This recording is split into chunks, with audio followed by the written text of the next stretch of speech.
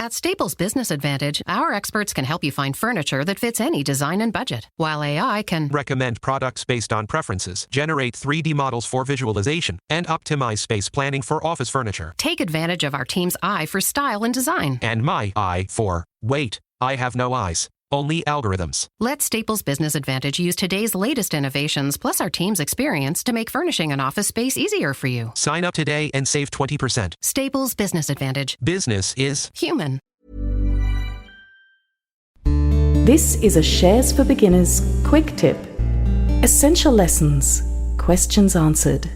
Ethan Waddell is an investment analyst at Einhold Capital. In this quick tip, Ethan talks about the importance about doing your own research and what that research entails. One thing that I've been thinking a lot about is the value of doing your own work. I have a lot of friends who have been asking me, what they should invest in if they don't want to do a lot of research. And everyone wants a tip, don't they? Yeah, everyone exactly. Wants a tip at the racetrack, yeah. Well, and how to get away in particular with not reading financial reports. Yes. Investors need to be good at accounting. And, accounting is the language of finance. And if you don't speak the language, it's hard to get around. But more importantly, it's just critical that if you're going to invest in something, you need to put in the time, put in the effort, and really dig deep into whether something is worth your money. There are lots of good ways to make money in the stock market, but unfortunately, none of them are easy. So the best thing that I can recommend to anyone who doesn't have the time or doesn't have the energy or motivation to dig through 10Ks and 10Qs is just to invest in the S&P 500 index. You'll beat the majority of professional managers and you don't have to do anything. Just put your money there and leave it. That's one of the things I've been thumping the table about this for a long time, is just working out what kind of investor you are and whether you're actually going to be interested in reading financial statements and reports. And, some people really enjoy that and get off on it. But otherwise, just buy an ETF. Absolutely. I really enjoy reading financial reports, and it's tremendously nerdy of me to be passionate about accounting, but it really is the way that you get to know a company and you get to know management and you get to know what's actually going on behind the scenes. And other than that, you don't have very much other than I like this, I'm going to buy it. And I think that even ETFs can sometimes be the same way. A lot of times ETFs are kind of marketing instruments by funds. They will create an ETF for something that's popular and trendy and that investors are excited about. But again, you have to look at the companies that's comprised of. You have to look at what you're actually holding, because just having a big collection of electric vehicles doesn't mean that you're going to be successful, even though, electric vehicles are probably going to take off.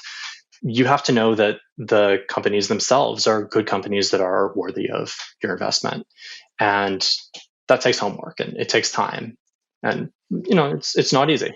It isn't easy. That is a great insight. That's something that I've been discovering by doing this program, is that ETF providers are basically looking around for buzzwords on social media from which they then create ETFs, because it's a whole marketing exercise. My favorite is the new ETF. It's literally called Buzz. That's right, yeah. It's a collection of all of the stuff that people are talking about on Reddit. That's right. So apart from that, is there any other advice you've got for newbies, Ethan? Oh, so much. Where do I start? I think one of the most important things is to think about investing in terms of compounding. Most of wealth building is a linear process. At your job, you probably make a relatively fixed sum of money, whether it's X dollars per hour, Y dollars per year. And it's just as difficult to make $10,000 if you have $5,000 in the bank as it is to make $10,000 if you have nothing saved up, or $20,000 saved up, or whatever. But with investing, it is just as easier, perhaps just as difficult to turn 5,000 into 10,000 as it is to turn 10,000 into 20,000. And over the long run, it's this exponential growth that really drives wealth creation beyond the virtue of just saving your cash. The earlier you start that, the more that compounding will work in your favor. And I think that is what really should be inspiring investors to invest, not to get rich quick, not to find the next $1 million idea, but the fact that if you have good ideas over a long period of time, your wealth grows exponentially. And what about if someone starts feeling the same urges that you do and want to start reading financial statements? Where's a good place to start? Oh, well, as evidenced by all of the books behind me, I think the best place to start is reading. Read your annual reports, but if you're not comfortable with that yet, there are so many books by great people who have done it successfully. I really like Joel Greenblatt. I like Peter Lynch. I like Warren Buffett's annual letters to shareholders. As far as psychology is concerned, I also really like Richard Thaler and anything written by Daniel Kahneman and Amos Tversky.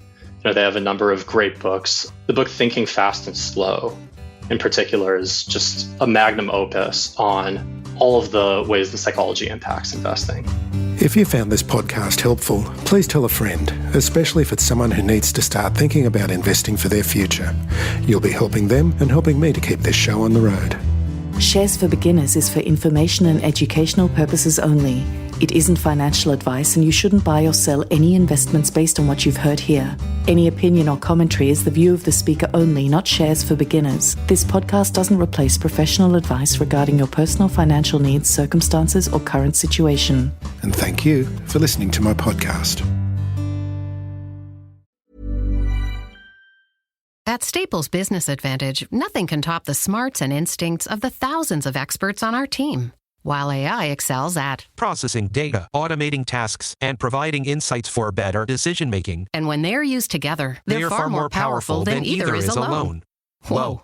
I've never felt more alive. Let Staples Business Advantage use today's latest innovations, plus our team's experience, to make business easier for you. Sign up today and save 20%. Staples Business Advantage. Business is human.